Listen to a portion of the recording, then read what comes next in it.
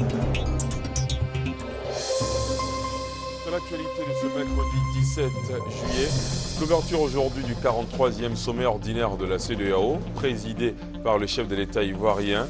Les chefs d'État et de gouvernement échangent principalement sur la situation au Mali et en Guinée-Bissau, deux pays en transition. Le ministère d'État, ministère des Affaires étrangères et celui du Plan et du Développement organisent un atelier de vulgarisation du PND, le Plan national de développement. La cible de cette rencontre d'information et de formation, les diplomates ivoiriens. Et puis à 10 jours de l'élection présidentielle au Mali, Thiébilé Dramé se retire de la course. L'artisan d'un accord de paix entre Bamako et la rébellion Touareg a annoncé ce mercredi sa décision parce que les conditions d'une élection régulière ne sont pas réunies.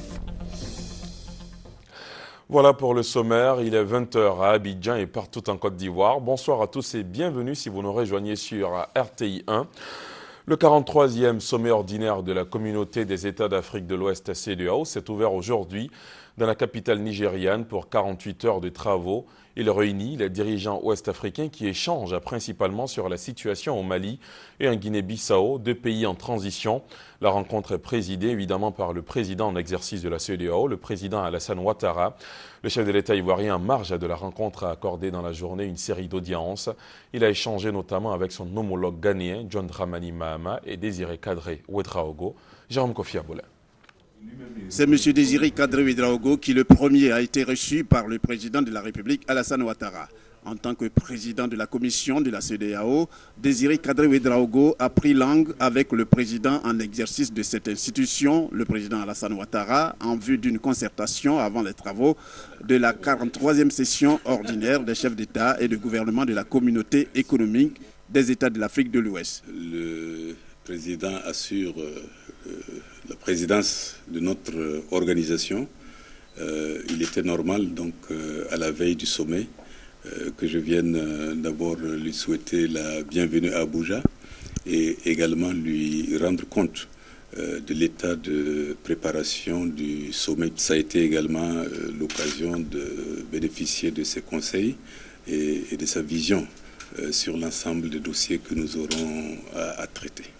Le président de la commission de la CEDEAO, Désiré Kadré Ouedraogo, a été succédé dans cette série d'audiences par le président ghanéen, John Dramani Mahama, et le président de la République de Côte d'Ivoire, Alassane Ouattara, ont également abordé des sujets ayant trait notamment à la tenue de cette rencontre d'Abuja les 17 et 18 juillet 2013.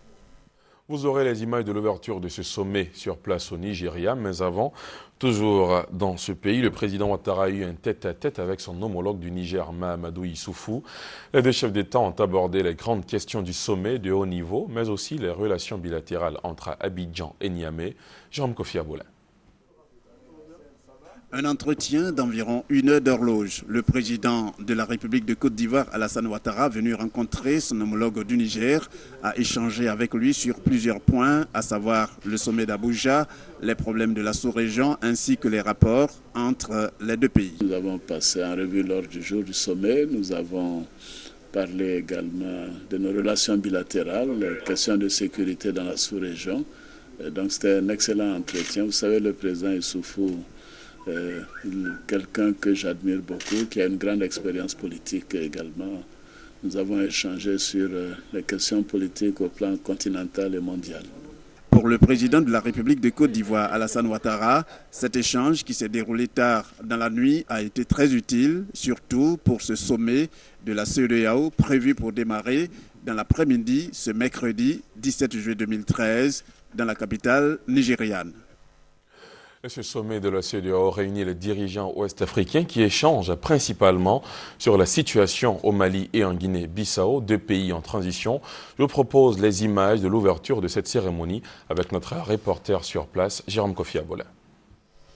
C'est le président de la République de Côte d'Ivoire, Alassane Ouattara, qui, en tant que président en exercice de la CEDEAO, a ouvert les travaux de la 43e session ordinaire. Le discours prononcé à cet effet se voulant intégrateur, Le président Alassane Ouattara a salué tous les efforts entrepris en vue du développement des États africains, appelant surtout à la consolidation de ces efforts face au terrorisme toujours menaçant. Il a souhaité la mise en place d'une politique de défense, d'adaptation, avec le soutien de la communauté internationale. Nous devons accélérer en notre sein la mise en place d'une politique et d'une capacité de défense adaptée aux menaces du moment et enrichie de notre expérience au Mali. C'est dans cet esprit de solidarité que je souhaite que la conférence de Paris sur la sécurité prévue en décembre prochain contribue au renforcement des capacités africaines et à l'émergence d'un réel partenariat entre l'Afrique et l'Europe en matière de défense. La communauté internationale doit continuer de soutenir nos efforts au Sahel en mettant en œuvre de manière coordonnée et concertée la stratégie Sahel des Nations Unies et en renforçant les synergies entre les différentes initiatives consacrées à cette zone. Outre le président de la République de Côte d'Ivoire, Alassane Ouattara, qui a été précédé par le président nigérien à l'occasion de son allocution de bienvenue, plusieurs autres intervenants se sont succédés. Le président de la commission de la CEDEAO, Désiré Kadri Ouedraogo, le représentant de l'Union africaine, Pierre Bouyoya, ainsi que celui de l'Organisation des Nations Unies, Saïd Gunit. Tous, ils se sont félicités de ce qu'il convient d'appeler l'architecture collective de paix et de sécurité en cours. Cela en mentionnant tout ce qui est mené pour conduire à bon port les élections prévues au Mali, en Guinée-Bissau et au Togo, pour ne citer que ces pays-là. Au moment où l'avenir du Mali se joue au Nigeria, au cœur de ce sommet de la CEDEAO, Tiebilé Dramé se retire de la course. L'artisan d'un accord de paix entre Bamako et la rébellion Touareg a annoncé ce mercredi sa décision parce que les conditions d'une élection régulière ne sont pas réunies. Il a cependant ajouté « Je ne ferai rien pour entraver le processus des élections qui se tiendront le 28 juillet prochain. 27 candidats sont encore en lice. » Le reportage de notre envoyé spécial à Bamako, Sylvie Touré. Un de moins dans la course à la présidence malienne. Tiebilé Dramé, le candidat du Parena, le Parti pour la Renaissance malienne, jette l'éponge. Il dénonce les conditions d'organisation de ce scrutin. De nombreux Maliens, principalement ceux de Kidal, seront privés de leur droit de vote, selon lui. L'armée nationale a amorcé son retour à Kidal le 5 juillet. L'administration a amorcé son retour le 10 juillet, 15 jours après la date légale et officielle de clôture d'établissement des listes électorales. La liste électorale de Kidal est donc illégale selon Tiebilé Dramé, puisqu'elle a été élaborée hors délai, puis elle s'est faite en quelques heures à l'occasion du premier et bref séjour du gouverneur de cette localité, soutient-il. Le désormais ex-candidat, signataire de l'accord de Ouagadougou pour le compte du Mali, par ailleurs conseiller du président de la République par intérim, précise tout de même le retrait de sa candidature n'est pas un boycott de l'élection. Pour avoir négocié l'accord de Ouagadougou, je me dois d'alerter, d'attirer l'attention des uns et des autres, des pouvoirs publics et des partenaires internationaux, sur les risques que nous courons en nous enfermant dans un certain nautisme, dans une certaine surdité. Tiebilé Dramé demande au gouvernement malien et à ses partenaires internationaux de se donner encore 3 mois pour regarder de plus près la question de Kidal et celle des déplacés internes et des réfugiés. Retour à l'actualité en Côte d'Ivoire, le réseau Paix et Sécurité des femmes dans l'espace UEMOA veut s'investir dans le processus de recherche de la paix en Côte d'Ivoire. Le réseau veut surtout s'engager dans l'ouest du pays. Il vient de procéder au lancement de ses activités à Guiglo, placé sous la présidence de la ministre Anne-Désirée Oloto. Le point avec Thérèse Tapé-Yoboué. Promotion des droits de la femme rurale et sa participation aux initiatives de paix, de cohésion sociale. C'est le thème du projet du réseau Paix et Sécurité des femmes dans l'espace CEDEAO qui vient de procéder au lancement de ses activités à Kubli. La cérémonie a réuni plus de 1500 femmes venues des 13 sous-préfectures, des 4 départements, Toulepleu, Guiglo, Blolequin, Taï. À travers ce projet, le réseau veut promouvoir les droits de l'homme, mais particulièrement ceux de la femme, en vue de leur implication dans les initiatives de paix, de cohésion sociale, de réconciliation, de prévention des conflits par la médiation en milieu rural, et le lancement de ce projet dans la région du Cavali n'est pas fortuit. Nous leur donnons des notions, vous voyez, en technique de médiation, de gestion des conflits et surtout de prévention et de faire, n'est-ce pas, ce qu'on appelle l'alerte précoce. Ce projet dans le Cavali est réalisé avec l'appui financier de Open Society Initiative West Africa, la CEDEAO, Search for Common Ground, le CIRAP, l'ONUCI et une ONG locale, PE. Le lancement de ce projet à Quibli était présidé par Anne Désiré Ouleto. Je me réjouis en tout cas de la présence des élus locaux pour faire en sorte que nos populations, de façon définitive, se tournent vers la paix dans l'intérêt du développement. Et la cause de la paix n'a pas de prix. Le lancement de ce projet a été salué par les cadres de la région. Un projet qui leur permettra sans nul doute de se réconcilier entre eux face à l'engagement des femmes et de la population. Au total, 90 femmes ont reçu la formation. Ces femmes relais se chargeront de diffuser leurs acquis dans leurs différentes communautés à travers les villes, villages, campements de toute la région. Benny Omer, ambassadeur d'Israël en Côte d'Ivoire, rentre définitivement dans son pays. Avant ce retour au Bercail, il a été reçu aujourd'hui par le ministre d'État, ministre de l'Intérieur et de la Sécurité, Ahmed Bakayoko, représentant le Premier ministre Daniel Kablan-Duncan. Les deux personnalités ont échangé sur le renforcement des relations entre la Côte d'Ivoire et Israël. Alvarassa. Les relations entre la Côte d'Ivoire et Israël se portent bien, même très bien, ont reconnu le ministre d'État, ministre de l'Intérieur et de la Sécurité Ahmed Bakayoko et l'ambassadeur d'Israël en Côte d'Ivoire, Benny Omer, qui rentre définitivement dans son pays. Et ces relations d'amitié vont se renforcer au niveau des affaires. Les projets dont on a parlé, il y a un projet d'énergie. Il y a une société israélienne qui va bientôt construire une centrale de production d'électricité d'envergure de 370 MW à Sangon. Je pense que c'est une bonne nouvelle pour l'indépendance énergétique du pays, mais non seulement du pays, parce que le président de la République a cette vision que la Côte d'Ivoire devienne un hub régional pour l'Afrique de l'Ouest et pouvoir fournir de l'électricité, de l'énergie aux voisins comme le Mali, le Burkina Faso, la Guinée, le Libéria et autres. Au nom du Premier ministre Daniel Kablan-Duncan, le ministre d'État, ministre de l'Intérieur et de la Sécurité Ahmed Bakayoko a dit qu'en plus des secteurs énergétiques, les échanges vont s'accentuer les jours à venir au niveau de l'agriculture, de la télécommunication et des infrastructures. Je vous le disais en titre, les ministères d'État, ministère des Affaires étrangères et celui du Plan et du Développement organisent un atelier de vulgarisation du PND, le Plan national de développement.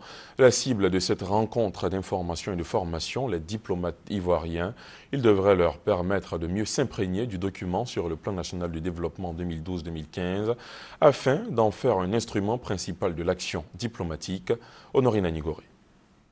Le gouvernement ivoirien veut donner un coup de pouce au processus de mobilisation des fonds pour le plan national de développement estimé à 11 000 milliards de francs CFA. Un plan qui vise à ramener la Côte d'Ivoire sur le chemin d'une croissance soutenue et inclusive pour devenir un pays émergent à l'horizon 2020. Ce plan vise à améliorer les conditions de vie des populations, mais également à garantir un état de droit, mais également à assurer la sécurité des personnes et des biens sur l'ensemble du territoire et aussi assurer la bonne gouvernance dans la gestion de l'action publique. La responsabilité du ministère d'État, ministère des Affaires étrangères, est grande dans la conduite de ce dossier. En plus de l'exécution des actions relevant de sa compétence, il est appelé à appuyer les initiatives de recherche de financement du dit plan à 60% sur les 11 000 milliards prévus. La présence massive des diplomates à cet atelier a un double sens. Elle est avant tout la manifestation de l'adhésion de ceux-ci à la nouvelle orientation donnée à la diplomatie ivoirienne par le chef de l'État, avec pour animateur principal son Excellence M. Charles Dibi Kofi, notre ministre de tutelle. Elle est aussi la preuve de leur engagement à mettre leur expertise au service de la vision politique du président de la République, diriger notre économie au rang des économies émergentes en moins d'une décennie. Résultat attendu, l'amélioration des conditions de vie des populations par une relance économique durable de la Côte d'Ivoire.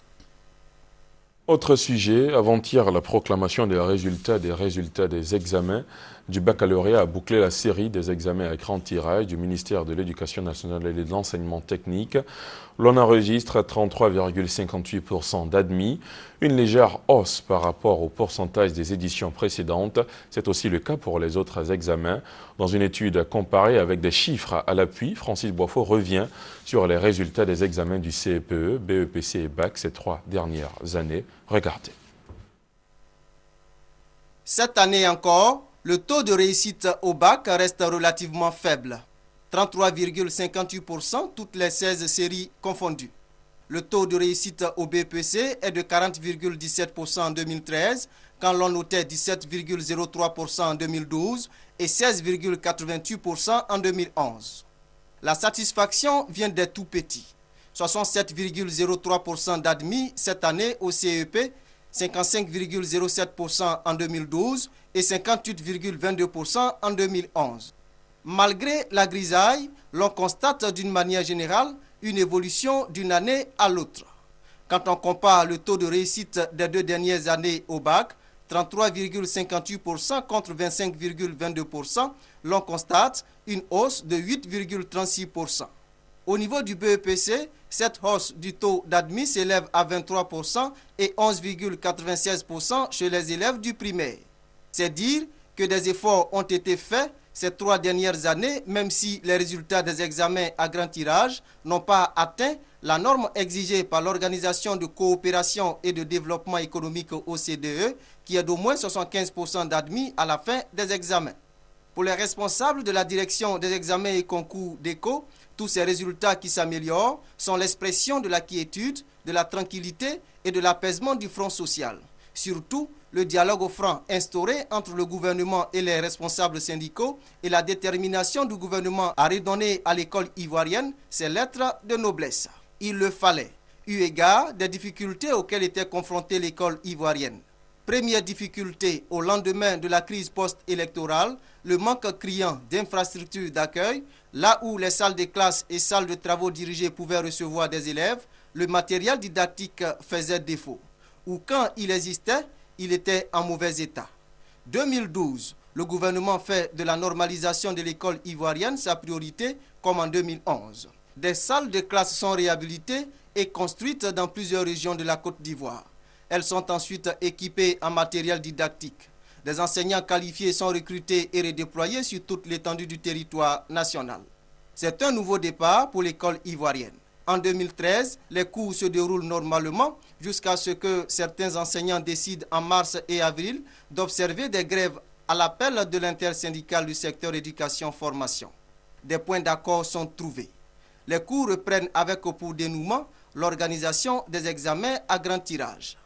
Une nouvelle année scolaire commence le 16 septembre prochain. Élèves, enseignants, encadreurs, parents d'élèves, syndicats, fondateurs d'établissements, partenaires techniques et financiers, autorités gouvernementales, chacun est amené à jouer le rôle qui est le sien pour relever le défi de l'amélioration des résultats scolaires. Après une année de formation au programme GPE, gestion de politique économique à l'université Félix Houphouët-Boigny de Cocody, 41 auditeurs ont reçu ce matin leur diplôme. La cérémonie s'est déroulée ici à Cocody en présence du directeur national de la BCEAO. Vous vous posez certainement la question de savoir ce que c'est le programme GPE. La réponse avec Jean-Jacques Ouaméala. L'un des obstacles majeurs à l'amélioration durable de la situation économique des pays africains, c'est le manque de cadres bien formés aux techniques modernes d'élaboration, d'analyse et de gestion des politiques économiques. C'est pour trouver une solution que la Fondation pour le renforcement des capacités en Afrique, ACBF, a décidé d'organiser avec la Banque mondiale, à travers l'appui du gouvernement japonais, un programme de formation en gestion des politiques économiques. Le GPE, c'est un programme de renforcement de capacités des cadres des administrations de la sous-région ouest africaine. C'est un programme sous-régional qui est logé à l'université Félix Houphouët-Boigny et qui travaille au renforcement des capacités depuis maintenant 13 ans. Et pour la 13e promotion, ils étaient 41 auditeurs provenant des 8 pays de l'UEMOA, la Guinée et la Mauritanie, à recevoir leur diplôme en gestion des politiques économiques. Pour nos économies qui sont encore à la traîne, je crois que nous venons de recevoir une formation qui va nous mettre au devant de la scène, qui va nous permettre de bien décider, de bien discuter, de bien débattre avec les autres, afin que le flambeau de nos pays soit élevé pour que nous puissions relever le défi du développement. Le programme GPE en Afrique est présent dans 7 pays, dont la Côte d'Ivoire. 494 cadres de l'administration publique, parapublique et privée ont été formés. Peuvent postuler au programme GPE les titulaires d'une maîtrise en économie ou diplôme équivalent étant en activité au moment de la candidature avec au moins 2 années d'expérience professionnelle. L'Agence pour la promotion de l'emploi propose des formations qualifiantes complémentaires pour répondre au problème de l'inadéquation entre la formation reçue et les offres du marché de l'emploi. L'AGEP vient de lancer ce programme de formation complémentaire. Des images pour en témoigner. Les difficultés des jeunes à obtenir un emploi en Côte d'Ivoire sont entre autres dues au fait que les formations reçues au cours de leur cursus sont pour la plupart théoriques et souvent non adaptées aux exigences du marché de l'emploi selon l'AGEP, l'Agence pour la promotion de l'emploi. L'AGEP veut donc donner une seconde chance aux jeunes diplômés. Solution, cette structure propose des formations complémentaires qualifiantes. Le niveau de qualification est le meilleur rempart contre le non-emploi. C'est dans ce sens que le programme d'aide à l'embauche, dans son approche de solution au chômage des jeunes, a une vieille tradition d'intervention qui date depuis 1995 en vue d'améliorer l'employabilité des jeunes, de compenser leur différentiel de productivité et d'égaliser leurs chances d'accès à l'emploi. Le ministre d'État, ministre de l'Emploi, de la formation professionnelle et des affaires sociales, Moussa Dosso, a saisi l'occasion de cette rencontre avec les jeunes pour engager un dialogue franc. Pourquoi vous ne vous inscrivez pas à l'AGEP comme demandeur d'emploi? Je sais que vous ne vous attendiez pas donc à cette question. Je ne vais pas vous demander de répondre maintenant, mais j'attends vos réponses dans l'adresse email de l'AGEP. Pour les jeunes, c'est une opportunité à saisir. On va s'inscrire et puis bon, on espère qu'ils nous appelleront par la suite. La balle est donc dans leur camp. En bref et en image, 4 tonnes de riz, 4 tonnes de sucre, des dizaines de cartons de lait et de café. C'est le don de la Direction générale de la RTI appuyée par le président de la République aux agents musulmans de la radiodiffusion télévision ivoirienne. À travers ce geste de solidarité, les donateurs veulent permettre aux agents musulmans de mieux vivre ce mois béni de Ramadan, un moment de piété et d'adoration. Un acte bien sûr salué par l'ensemble des agents de la RTI qui ont formulé des vœux à l'endroit de la Direction générale de la RTI et du chef de l'État. Autre sujet, elles prennent fin demain dans la capitale économique ivoirienne, les premières journées de la viande de porc et ses dérivés. Entre autres objectifs, montrer l'importance de la filière, faire connaître le produit et la charcuterie ivoirienne. Il s'agit surtout de faire la promotion de ces produits dérivés auprès des populations. Hugues Blé. Attendu à l'auditorium de la Kestav à la population abidjanaise dans toute sa diversité, à l'occasion d'apprécier la viande de porc sous toutes ses facettes. Structure du ministère des Ressources animales et halieutiques, vétérinaires, producteurs, transformateurs et autres intervenants de la filière porcine en Côte d'Ivoire partagent un objectif commun, faire passer la consommation de viande de porc actuellement de 250 grammes par habitant et par an à 1 kg. C'est une viande blanche. Il n'y a pas de gras dans la viande de porc.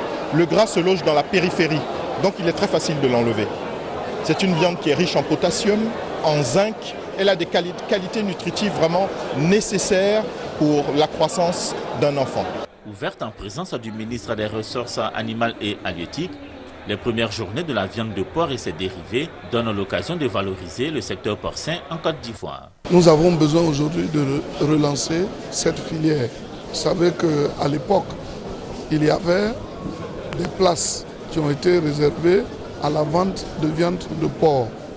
Depuis la crise, toutes ces places-là ont disparu. À travers ces journées, l'occasion est plus que jamais belle de relancer toutes ces structures qui sont pourvoyeuses d'emplois. En Côte d'Ivoire, on dénombre 1300 éleveurs avec un cheptel de 53 500 têtes. Avec l'ensemble des intervenants de la filière porcine, ils s'attellent à offrir au pays de la viande de porc de qualité et en quantité sur toutes ses fermes. J'en viens à ces progrès enregistrés dans la lutte contre le VIH-Sida. De 18 comprimés pour le traitement de la maladie, l'on est passé à 1 comprimé par jour. On sera bientôt à 1 comprimé tous les 4 mois. La bonne nouvelle a été donnée par le directeur exécutif de l'ONU-Sida au cours du forum régional sur les médias et le VIH-Sida, Delphine Blas. Sur ces images, sur ces photos, M. Boukiki, il est burundais. Il vit avec le VIH-Sida depuis plus de 10 ans.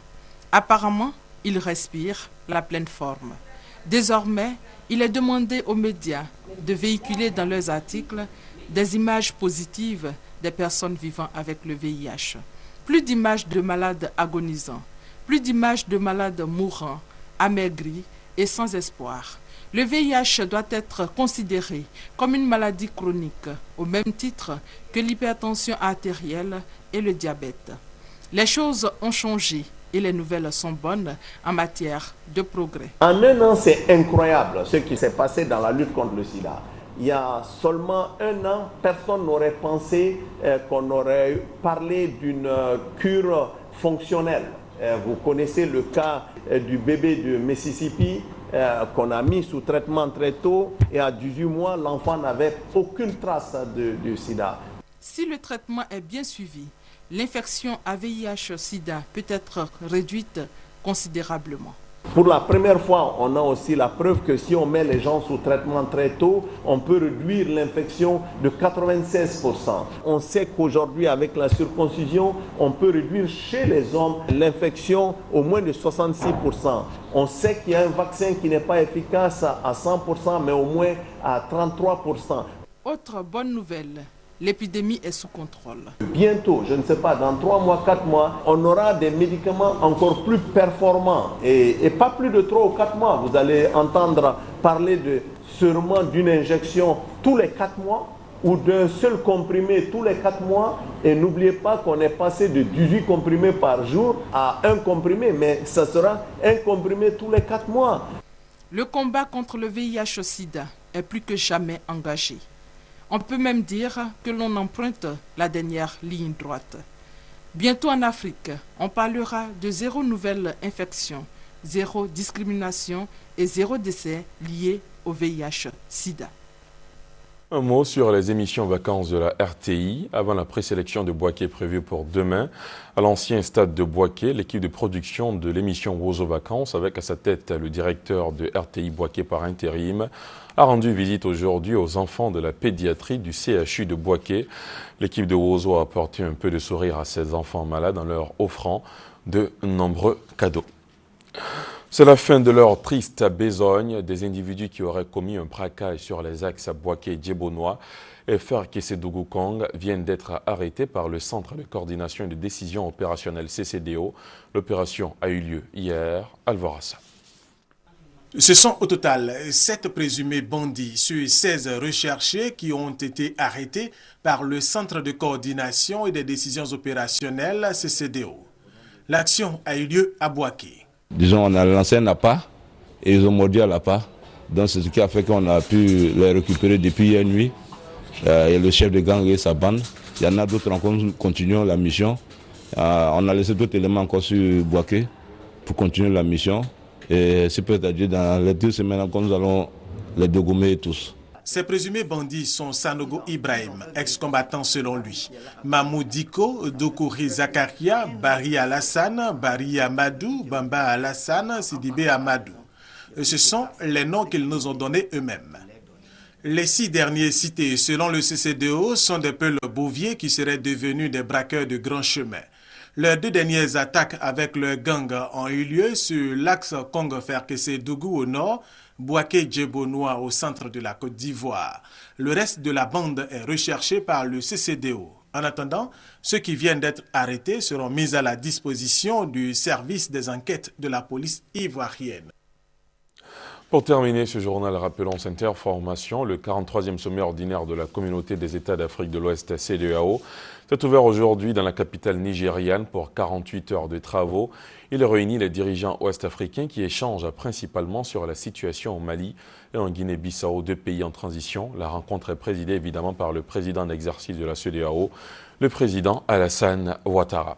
Voilà qui marque la fin de cette demi-heure d'information. Merci de l'avoir suivi. On se retrouve demain à 20 h. Excellente soirée sur la chaîne qui rassemble. Bonsoir.